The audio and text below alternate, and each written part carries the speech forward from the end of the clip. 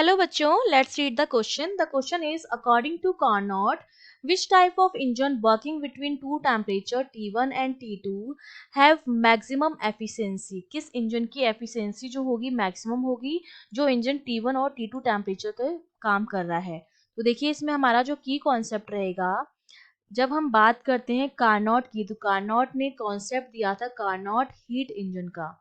और ये इंजन जो है जिस कॉन्सेप्ट पे काम करते थे वो कॉन्सेप्ट हमारा था रिवर्सिबल कार्नोट साइकिल का कॉन्सेप्ट, रिवर्सिबल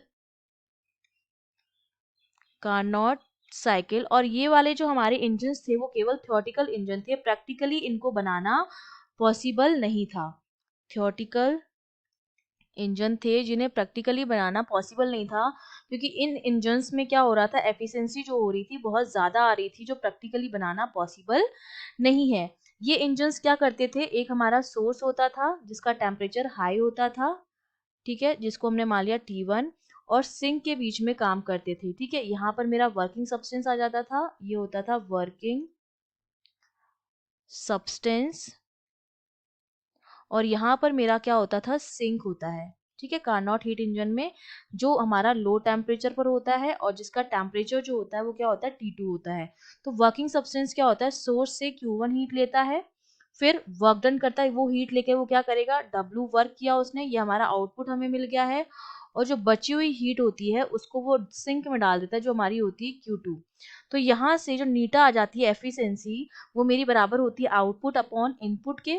तो आउटपुट इनपुट अपॉन आउटपुट के, तो ये हमारी बराबर हो जाएगी Q1 जो हमने लिया है इनपुट अपॉन आउटपुट है हमारा W के बराबर।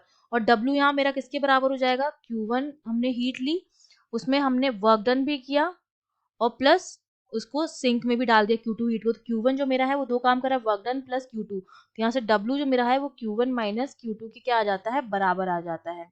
ठीक है, तो ये मेरा हो जाता है Q1 upon Q1 minus Q2। तो बेसिकली नीटा जो मेरा होता है 1 माइनस Q1 अपॉन, यहाँ पर जो वैल्यू होती है वो हमारी हो जाती है Q1 अपॉन, ये हो जाएगा Q2, सॉरी ये हमारा किसके बराबर होता है, Q1, और ये हो जाएगा Q1 1 minus Q1 upon Q2 के बराबर। ठीक है, ये मेरा नीटा हो जाता है।